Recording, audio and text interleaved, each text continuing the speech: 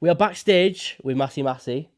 You've been building a lot of momentum recently through your live shows, your recent singles, and you've got a debut album on the way as well. Yeah, 1st of May. Yeah, not long before you get on that stage. So let's start that clock. This is 11 minutes with Joe from MASI.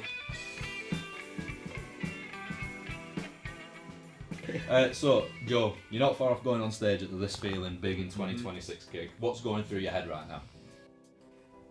Not a lot. Great answer. Wrap it up there. It's all good, it just goes down quick. Is it the first time you played here? No. I've played here a couple of times before, but yeah. Never in like the main room, always in the community room, but Yeah. they're both so sick.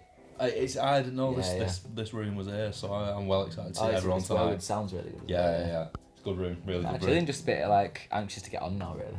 The wait and the preamble before, you Yeah, just want to get on, I don't just you? want it done, yeah.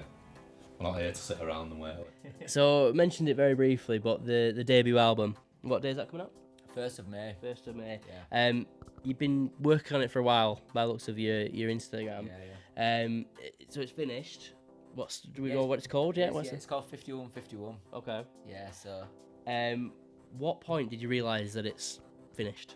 Like, how many singles have you got on it? Well, I just originally was going over to stay with these two producers that I met, and we were just making loads of tunes. We weren't like planning on making an album, and suddenly we had like 23 songs, Wow. and just like fuck it, we might as well put one out. some You know? together, Yeah. So we've got like more now. Kind of got enough for a couple of albums, and we're just kind of trying to wean it down to like the best ones, but also like what fits cohesively. You know what I mean? But What's the process for whittling that down then? Like, do you decide the vibe before and then make it fit, or? it changes every like 2 weeks. Yeah, So- what, the running order? Yeah, and like cutting tracks off. So I've got until about like end of Feb. I'm gonna go tomorrow and finish it off, like get it all mixed, and then by the time I come back, that has to be the running order. So Yeah. depends, whatever the Set last in track stone, is. man. Yeah. Things keep getting cut off, and then you don't listen to them for a couple of months. Change your Listen mind. to it, and you're like, oh no, that's it. That's the best thing I've ever done. Yeah. But Well, yeah. So, your songs feel very personal, but without being over-explained. Have you got a song that you would say makes you feel the most vulnerable? Yeah. Doing it tonight actually for the first times, but this song "Fools" that we put out last week, 'cause one of our best mates died not long ago. It was about my mate Bill, and then as I was finishing the track off, he sadly passed. So Sorry to put out that out last week, and nice little tribute to him. But We'll yeah, look it's forward to probably- that one tonight. cheers, bro. Yeah. Yeah, it should be nice. But it's just hard to do them live, that one. Especially if no one knows what it's about, but I think it should be like a few mates coming down tonight who kind of know what it's about. So I'm going to just try and not make eye contact with anyone that's going on. Do you know Just what I keep mean? your head down, get through it. Yeah. Yeah. It's a nice little tribute, isn't it? Yeah, you all trying to have a good Saturday night? My mate. Well, here I am. Sometimes it's best to put those kind of feelings into a song, innit? Yeah, If you go, exactly. "Oh, don't But do like it." also, it's not like a diary entry about a specific thing. People can take whatever they want out of it. That's just what it's about to me. Open do you know what I mean? interpretation. Yeah, because there's nothing worse than people trying to tell you the story behind a song when you're trying to just watch a band. Do you know what I mean? Yeah. I think just play it. Feel it. Yeah. I mean, you've played some big live gigs already, and you've done like festivals and stuff like that. What was the biggest jump from like the early shows to where you are now, would you say? I don't know. It's like I'm still in that kind of yo-yo stage anyway, where like there's good opportunities that come when you play big venues and with like big bands in front of big audiences, but it only takes like 2 weeks before you're playing like an empty room in Newcastle somewhere. But, Very humbling, isn't it? but it's sick though, and I just like driving around with your best mates and playing gigs and hopefully sell a couple of t-shirts. Do you do the driving? Yeah. Yeah. There's They a don't- lot on you then, They isn't don't it? fucking drive. Don't you know? Some of them do, but like my mate Jake, I've played with for years, just has no intention of passing his test. Yeah, not if you're doing it. You need to get Why would it? Do you know what I mean? If they've got a birthday coming up, get them provisional license. But no, it's sick. I start playing anyway, really. Yeah, nice. Yeah. Nice. You're very hands-on with your visuals, artwork, and like how the projects look. Is that something that you've always wanted to kind of nurture and have control over, or is that something that grew like as the solo projects? It's kind of just how it's worked out. Uh-huh. Especially if you like independent and there is no kind of backing or funding for that. You have to do everything Like, yourself, don't you? Yeah, if you're struggling to pay rent, it's hard to justify like Paying someone else. forking out $4 for a video. So Yeah. sometimes you've just got to do it. But that is good. But even though I've been involved in like videos and stuff that I've done, but I haven't done them by myself. Worked with some like sick friends who just like wanted to get involved, help out, like Ed Lee and James Kirk and stuff. So Know the right people. yeah, and like Big part of it, isn't it? yeah, and it's like got to be a collaboration just for getting people interested and involved. And if there's no funding and no means to do it, especially when it's a solo project, it's like when you're in a band of like 6 people, splitting things 6 ways is like kind of different in it. But Yeah, it's but financially heavy. it's nice. I think like keeping it like simple and restricted as well. You can kind of explore it a little bit more as well. Do you know what I mean? Yeah. That's what I tell myself. Anyway. Yeah. You're very open with your fans online and at gigs. How important would you say is that direct connection?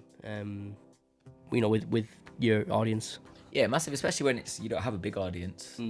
Like you need to kind of like nurture that kind of small foundation that you've got, don't you? Do you know what I mean?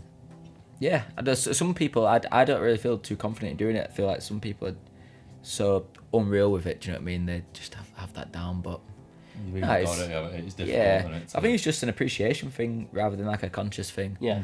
If it's like at such a small level and there's like a small group of people out there who are wanting to support it, yeah.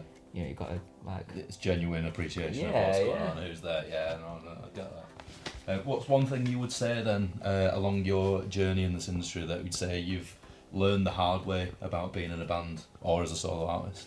I reckon just don't compromise what you know is right or wrong. Do you know what I mean? Stick to your guns. Yeah, and don't compromise quality and stuff. Yeah. Also, though, something that winds me up is when you see people quit doing it after a while. You know, and it's maybe not going how they want it to, or whatever reason. But I don't know, it makes me sad, that shit. Like, Yeah. just keep going. Otherwise, why are you doing it in the first place? Do you know what I mean? Yeah.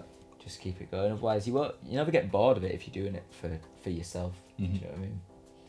But it is rough though, because it's like even with social media and stuff now, like it's just so depressing going on. It's like constant. So many more avenues you've got to go down to make sure that people. Well, no one's telling you how shit the day's been, are they? No, there should be a podcast just say how rubbish your day is. Yeah. I'd Before you actually go and watch play that. a gig. Yeah. Yeah. No, there's a lot of difficulties in it that no one ever talks about. Speaking of gigs, what would you say is the funniest gig story that you've had? When we went to Isle of Wight last year, so we were playing on the Saturday. We got there on the Friday, and it's absolute miles away. But we all went down in my car, and we just got like absolutely mashed on the first night, like beyond belief. And then I had these holes in my trouser pockets, that I knew about as well. It was even worse. Like I knew that huge holes, like my phone falls through 'em. Oh really? So I'm like, we're out and about, like don't even know what's going on at Isle of Wight Festival, and I don't know. I've got my car keys in my pocket, and then we get back to the tent at like 6 a.m, and you don't. I was sleeping. They were all in tents. I was sleeping in my car. So then I was like, right, let's head off. And then you get that part, Yeah. and then everyone's chatting. I was like, Pat, I was like, wait a bit before I bring that up. Do you know what I mean? When like you sat there silently, like, I think I'll just ignore that for a little bit. But like you're fucked because you're not that bothered. Yeah. And I was like, I should be really bothered about that. But I lost all my keys. We had to go sneak into climb over the fences to try sneak into the dodgems and stuff like that. Try to find them. Oh my God. I had to get a locksmith to come out, to Isle of Wight. Yeah. So we managed to get to the stage like 10 minutes before we played. Oh my God. So all the gear was in the car, like the music gear. That is tragic, man. So on no sleep, like getting the locksmith broke down outside the festival and shit. It was so bad. Yeah. That's the kind of stuff that you just. That's not really a funny story. That's just like a really. You can now. As soon as it got sorted, it was hilarious. Yeah, But, look back at and the laugh. time, it was one of them where people keep trying to make a joke out of it and like you thinking about smacking them. Yeah. So we're going to move it on to our quick fire round that we're doing for this new little segment in our new format. Where I was going to ask you a series of questions, Not very quick. this or that, and we'll take from there. Jamie, do you want to? Yeah, very quick questions. You ready? Yeah. Tea or coffee? Tea.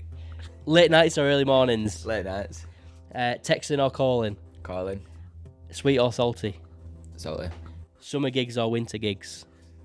Summer gigs. Lyrics first or melody first? Melody first.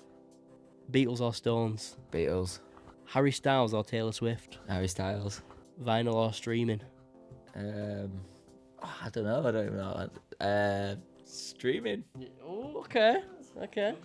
That's controversial. I'm a skin. I can't be. That's a fair point. Yeah. I'm going out and buying Yeah. Thank God we're stealing music off people. I would listen to none of it. Yeah, that's fair enough. Catch 22, isn't it? We've run out of time, unfortunately. That's been 11 minutes with MASI. Oh, nice. Thank you Thanks very for having much, me. Joe. It's been really Yeah, good. nice one. Just before you step on stage at the Brudenell in Leeds for This Feeling's Big in 2026, again, thank you very much for the chat. Nice one. Thanks for having me. If you've enjoyed this episode, don't forget to give us a follow on the socials at BeatRoots Podcast, and obviously give MASI a follow. What are they? What What are your socials? MASI Music. Is that on everything? I think so. I'm sure they'll find you. It'll come up, yeah. Yeah. The Thank- internet's a great place. Thank you very much. Thank you.